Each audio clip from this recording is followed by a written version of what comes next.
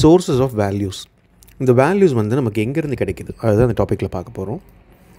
மொத்தம் 3 விஷயங்கள் இருக்குது. ஃபஸ்ட்டு வந்து சோஷியோ கல்ச்சுரல் ட்ரெடிஷன். சோஷியோன்றது சொசைட்டி, நம்ம இருக்கிற சொசைட்டி, அங்கேருந்து நமக்கு கிடைக்குது. கல்ச்சர், நம்ம ஃபாலோ பண்ணுற கல்ச்சர். ஸோ இதுலேருந்து நமக்கு வந்து இந்த வேல்யூஸ் கிடைக்குது. இப்போ என்ன மாதிரினா, இப்போ சொசைட்டின்னு எடுத்துக்கிட்டோம்னா, சொசைட்டியில் நிறைய இன்ஸ்டிடியூஷன்ஸ் இருக்குது. இன்ஸ்டிடியூஷன்னா சிஸ்டம்ஸ், அந்த சொசைட்டி ஃபாலோ பண்ணுற சிஸ்டம்ஸ். ஒன்று வந்து ஃபேமிலி. ஸோ குடும்பம் வந்து எப்படி வந்து ஸ்ட்ரக்சராக இருக்குது. இப்போ இந்தியாவில் ஒரு மாதிரி இருக்கும், யூஎஸில் வேறு மாதிரி இருக்கும். அப்போ அதுக்கேற்ற மாதிரி அந்த வேல்யூஸ் வந்து அந்த ஃபேமிலியிலேருந்து இந்த குழந்தைகளுக்கு பாஸ் ஆகும். ஸோ அதே வேல்யூஸ் தான் இங்கேயும் பாஸ் ஆகணும், வேறு நாட்டிலையும் பாஸ் ஆகணும் கிடையாது. அங்கே இருக்கிற ஃபேமிலி ஸ்ட்ரக்சரை பொறுத்து அது மாறும்.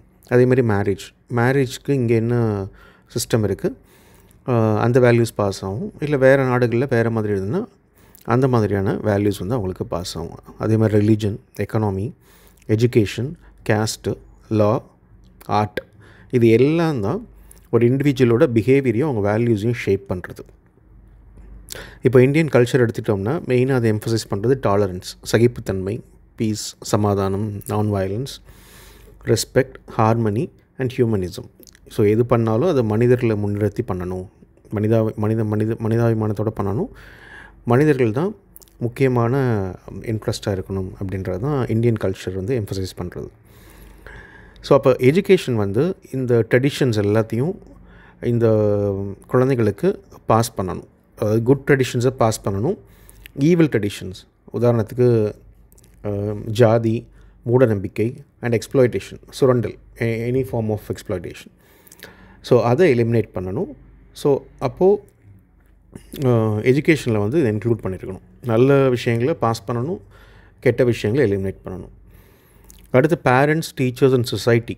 ஸோ இவங்க 3 பேருமே தி மஸ்ட் என்கரேஜ் என்கல்ச்சுரேஷன். என்கல்ச்சுரேஷன்னா நம்மளுடைய அந்த கல்ச்சரில் என்னென்ன நார்ம்ஸ் இருக்குது, என்னென்ன விஷயங்கள் நம்ம ஃபாலோ பண்ணுறோம் அப்படின்றத அவங்களுக்கு சொல்லிக் கொடுத்துட்டே வரணும். அடுத்து சென்சிட்டைசேஷன் டு கல்ச்சர். அதே தான், நம்முடைய கல்ச்சர் எப்படிப்பட்டது, அதில் என்ன நம்ம ஃபாலோ பண்ணுறோம் அப்படின்ற விஷயங்களை சொல்லிக் கொடுக்கணும். And cultural cooperation. அடுத்து வந்து ரிலீஜன். ஸோ ஒவ்வொருத்தரும் ஒரு ரிலீஜன் ஃபாலோ பண்ணுறோம். ஸோ இந்த ரிலீஜனும் ஒரு மேஜர் சோர்ஸ் ஆஃப் வேல்யூஸ் நமக்கு. ஸோ எல்லா ரிலீஜனுமே நல்ல வேல்யூஸ் தான் மக்களுக்கு பாஸ் பண்ணுது. அப்போது என்ன மாதிரியான வேல்யூஸ் அப்படின்னா, ட்ரூத், லவ், ஃபர்கிவ்னஸ், மன்னிக்கிறது, கண்டென்ட்மெண்ட், இருக்கிறத வச்சு சந்தோஷமாக இருக்கிறது, non violence and selfless action, மற்றவங்களுக்காக